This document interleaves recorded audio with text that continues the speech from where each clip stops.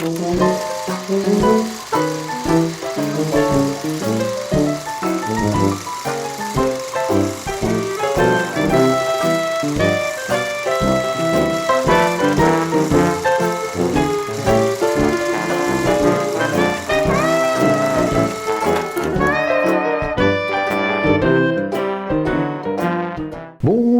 Marie, tu m'as pas entendu entrer on dirait. Oh, bonsoir Jean, tu as passé une bonne journée? Une journée intéressante avec beaucoup de clients et beaucoup de boissons. Ah, écoute, tant mieux je crois. Oui, ils ont pas mal parlé de l'ancien empereur allemand d'ailleurs. C'est vrai ça? Qu'est-ce qu'il devient? Eh ben comme tous les autres souverains déchus qui ont perdu leur titre après la Première Guerre mondiale, il vit sa vie. Il y en a tant que ça? Ah ouais, il n'y a pas que le Kaiser. Tiens d'ailleurs, on va en parler. La Première Guerre mondiale avait sonné le glas de nombreux empires européens. On parle de monarchies qui existaient depuis plusieurs siècles, comme la dynastie des Habsbourg en Autriche, celle des Romanov en Russie et celle des Osmanoglu en Turquie. On parle aussi de la dynastie des Saxe-Cobourg et Gotha qui ont régné sur la Bulgarie et celle des Hohenzollern qui a régné sur l'Empire allemand. Une grosse hécatombe de têtes couronnées. Certes, mais ils n'ont pas tous eu la même destinée. Certains de ces anciens rois ont plus ou moins bien pris leur destitution, d'autres pas du tout. Commençons par un des moins connus. Ferdinand Ier de Saxe-Cobourg et Gotha, tsar de Bulgarie. Contrairement aux autres souverains de la liste qui vont suivre, Ferdinand n'est pas le descendant d'une longue lignée de souverains. J'ai besoin de faire un petit rappel sur l'histoire de Bulgarie. Qui ne connaît pas son histoire récente? D'accord, un petit rappel s'impose. En fait, le pays actuel de Bulgarie est arrivé à l'indépendance récemment. Enfin, récemment, je m'entends quoi, le pays n'a pas de siècle. La Bulgarie fut reconnue par le traité de San Stefano, mais réduite par le congrès de Berlin. En effet, le Royaume-Uni a fait part de son opposition à la création d'une grande Bulgarie, État client de la Russie, si proche des détroits entre la mer Noire et la mer Méditerranée. Le pays a même été divisé en deux, entre la Roumélie orientale, province dont le gouverneur est nommé par le sultan ottoman, et une principauté autonome, la Bulgarie proprement dite, et qui a été confiée au prince Alexandre von Battenberg. Oui, on a confié à un pays slave à un prince allemand. Mais il faut aussi noter que c'est le neveu du tsar de Russie, et ça faisait de lui un bon candidat pour que la Bulgarie tombe dans la sphère d'influence de la Russie. Mais ce choix va se retourner contre la Russie et l'Empire ottoman. Et oui, les Bulgares, et en premier lieu l'énergique homme politique bulgare Stefan Stamboulov, cherchent à réunifier la Bulgarie du traité de San Stefano. Stefan Stamboulov ne veut pas d'une Bulgarie assujettie à la Russie et encore moins à l'Empire ottoman, ce qu'elle a été pendant plusieurs siècles, et le prince Alexandre von Battenberg finit par rejoindre ce point de vue. Une révolte en Roumélie orientale en 1885 entraîne son rattachement à la Bulgarie, annexion actée à la suite du conflit entre la Serbie et la Bulgarie, qui s'est soldé par la victoire des Bulgares. Ce changement n'est pas accepté par les grandes puissances et encore moins par Alexandre III de Brussie. Alexandre von Battenberg est alors chassé par un coup d'État pro-russe en 1886 et il faudra un an entier pour qu'un nouveau souverain soit choisi pour la Bulgarie. Et c'est là que le nouveau prince de Bulgarie, Ferdinand Ier, entre en scène le 7 juillet 1887. Enfin, c'est surtout parce que le tsar de Russie a bien fait savoir à toute la noblesse d'Europe qu'il s'opposerait à toute candidature de leur part au trône de Bulgarie. Et il n'y a eu que Ferdinand qui a accepté, poussé par sa mère Clémentine d'Orléans.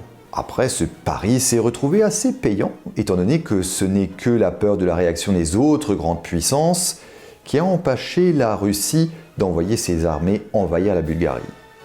De son côté, l'Empire ottoman a accepté le fait accompli, mais de fait, la reconnaissance diplomatique a pris du temps à cause de l'opposition du tsar Alexandre III et ça ne s'arrangea qu'à la mort de celui-ci. Après ça, le nouveau roi Ferdinand de Bulgarie engage son pays dans l'indépendance vis-à-vis de l'Empire ottoman et se proclame tsar de Bulgarie le 5 octobre 1908. Il engagea son pays dans la première guerre balkanique en 1912.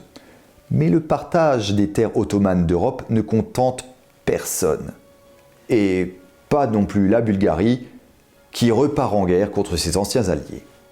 Mais ça ne tourne pas à son avantage, et la Bulgarie doit rendre une partie de ses conquêtes au traité de Bucarest le 10 août 1913. Autant dire que ce retournement de fortune pousse la Bulgarie à rechercher une autre alliance, cette fois avec les puissances centrales durant la Première Guerre mondiale. En 1915, l'entrée en guerre de la Bulgarie permet l'écrasement de la Serbie, puis, lors de l'entrée en guerre de la Roumanie, l'invasion de ce royaume par les armées bulgares, austro-hongroises et allemandes. Mais la tournure des événements étant ce qu'elle a été... Pour ça, on vous invite à regarder l'épisode sur les armistices de 1918. Oui, s'il vous plaît. En 1918, les armées bulgares montrent de premiers signes de faiblesse.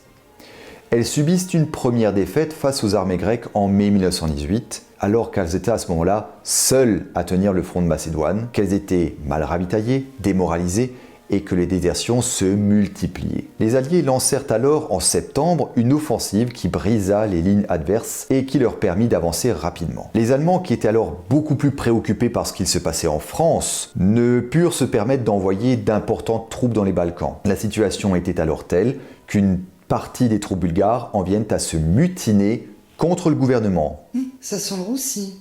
Et comment le gouvernement bulgare prend l'initiative, contre l'avis de Ferdinand Ier, de prendre contact avec les Alliés pour négocier un armistice, alors que dans le même temps, toujours plus de troupes rejoignent la rébellion qui prend le quartier général de l'armée et que l'un des chefs de cette rébellion proclame la République. Le roi Ferdinand Ier fait alors appel au commandement allemand qui envoie des troupes de Crimée, qui, à défaut de redresser la situation militaire sur le front, où les Alliés ne cessent de progresser de jour en jour, servent à disperser les soldats révoltés qui étaient alors en train de marcher sur la capitale. La Bulgarie signe finalement l'armistice avec les Alliés le 30 septembre 1918. Le commandant des armées d'Orient, le général Franchi d'Espéré, estime que le roi Ferdinand doit se démettre de ses fonctions.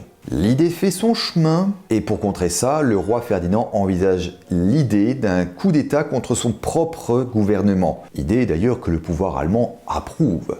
Mais il est dépassé par la cascade d'événements qui lui sont défavorables et finalement ne se lance pas dans l'aventure d'un coup d'État, rassuré d'ailleurs par les conditions dictées par l'armistice qui ne demandent pas le départ de la famille royale. Et pourtant, les milieux politiques bulgares ne sont plus en sa faveur. Et en premier lieu, son président du Conseil, Alexander Malinov, qui le pousse vers l'abdication, conforté par les hésitations du roi qui ne sait alors comment réagira l'Allemagne à la suite de la défection de la Bulgarie.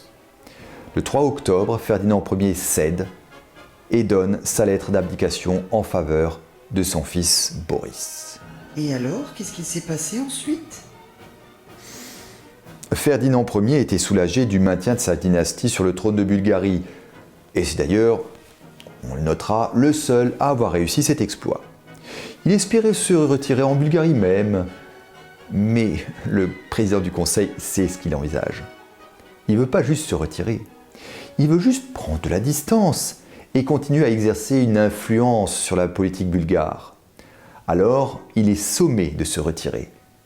Mais où ? En Autriche-Hongrie ? La double monarchie est déjà soumise aux troubles révolutionnaires et se trouve au bord de l'implosion. L'arrivée de ce souverain déchu et défait serait interprétée comme un mauvais présage par l'empereur Charles Ier. Ça n'a pas changé grand-chose à la destinée de Charles Ier de refuser l'asile à l'ancien tsar des Bulgares. On y reviendra. Accompagné de son fils Boris, devenu nouveau roi de Bulgarie, de son autre fils Cyril et de 2 ministres du gouvernement, l'ancien roi s'embarque dans le train direction l'Autriche. Il s'arrête dans la petite ville d'Ebenthal, où il retrouve ses filles Nadège et Euxodine, mais, comme prévu, l'Autriche et la Hongrie lui refusent l'asile.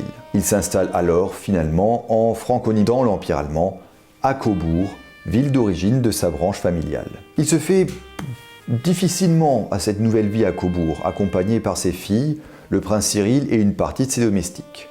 Dans un premier temps, il s'installe dans une villa qu'il a fait construire juste avant la guerre, refusant de s'installer au château d'Ehrenburg qui lui avait pourtant été proposé. Plus tard, en 1925, il s'installe dans le Burglasschlossen de la même ville. Et c'était quoi ces occupations? Eh bien, il partage sa vie entre sa passion pour l'horticulture, les papillons, la musique et les voyages.